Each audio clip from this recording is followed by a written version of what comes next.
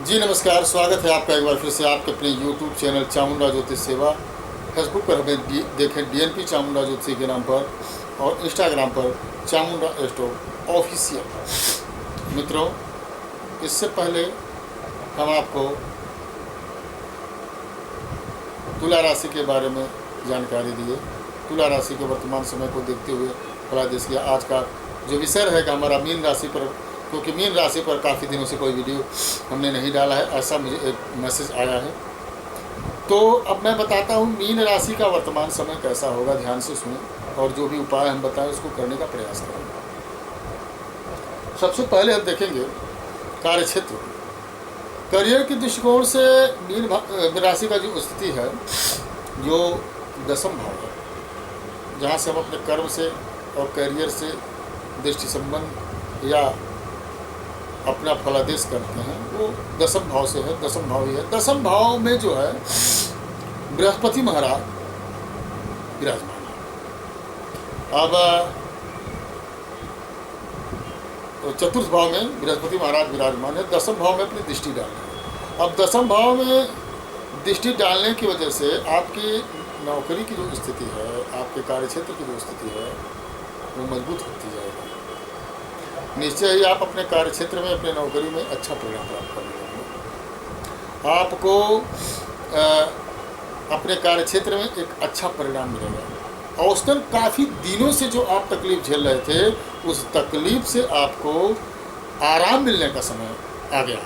आपको उस तकलीफ से आराम मिलेगा। कार्यक्षेत्र में, आपके आर्थिक स्थिति में काफ़ी बदलाव देखने को मिलेगा। अब आगे क्या होता है हम आपको बताते हैं।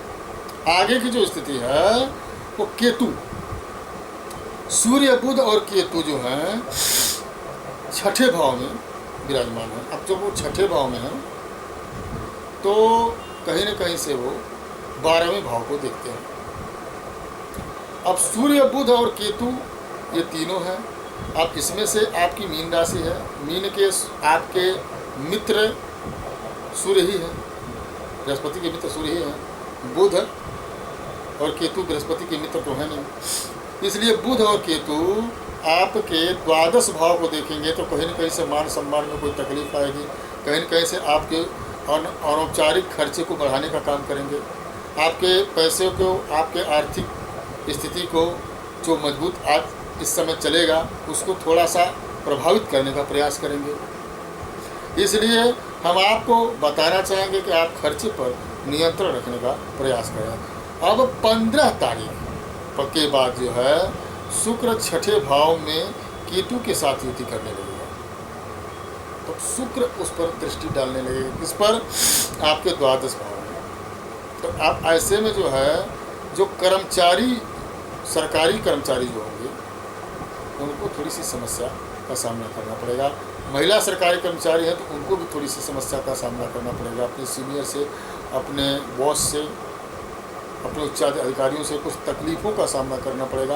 कुछ इस प्रकार का बोझ मिल सकता है जो आपको दिक्कत में महसूस हो। जो प्राइवेट जॉब के लोग हैं उनको भी अपने जिसके साथ बिजनेस कर रहे हों, या अपने बॉस से, या अपने मतलब बोल सकते हैं बिजनेस पार्टनर से समस्याएं मिल सकती हैं। जो अकेले बिजनेस करते हैं उनको भी किसी न किसी प्रकार से किसी से कुछ समस्याएं मिलने की संभावना मिलेगी। अपने व्यापार क्षेत्र में, कार्य क्षेत्र में कहीं से भी कुछ दिक्कत देना शुरू करेंगे। यह दिक्कत लेकिन ज़्यादा दिन तक नहीं रहेगा, लेकिन यह है कि जब तक रहेगा तब तक थोड़ा सा आपको प्रभावित करने का प्रयास करेंगे।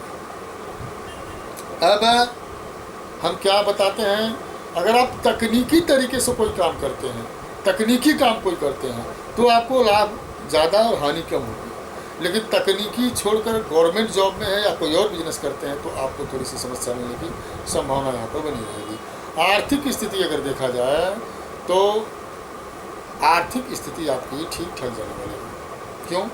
क्योंकि महीने की जो शुरुआत है उसी में ही छठे भाव में सूर्य, बुध और केतु युति करेंगे,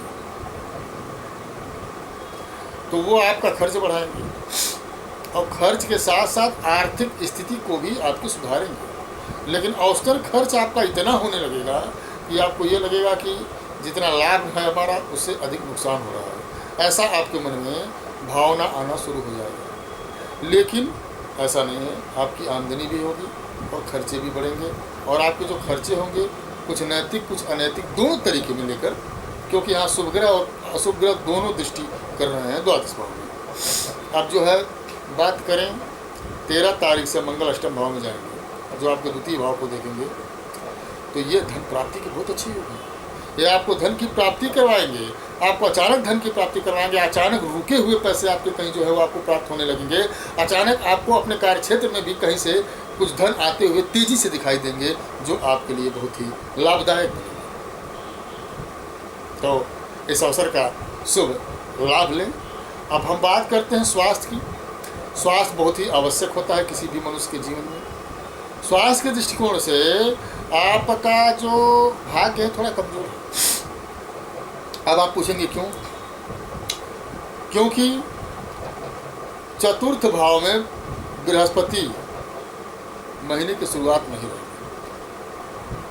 अब बृहस्पति जो है चतुर्थ भाव में, मंगल महाराज सप्तम भाव में, तो मंगल सीधे आपको दृष्टि आपके ऊपर डालेगा।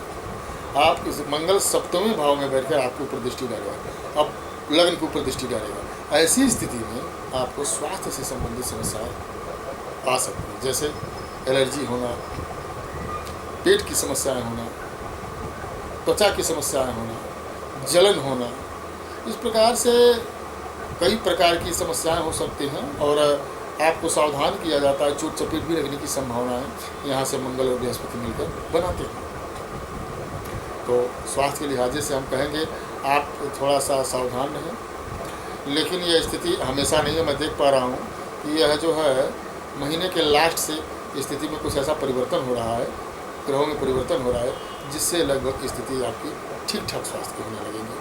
अब प्रेम जीवन और वैवाहिक जीवन के बारे में कहेंगे। यदि आप किसी के साथ प्रेम संबंध में हैं, किसी से प्रेम करते हैं, बेपनाह प्रेम करते हैं, तो आपके पंचम भाव को 15 तारीख तक मैं देख पा रहा हूँ शुक्र महाराज भी प्रभावित कर रहे हैं। तो ऐसे में क्या होता है कि आपका जो है प्रेम संबंध कुछ अप डाउन की स्थिति में आता है।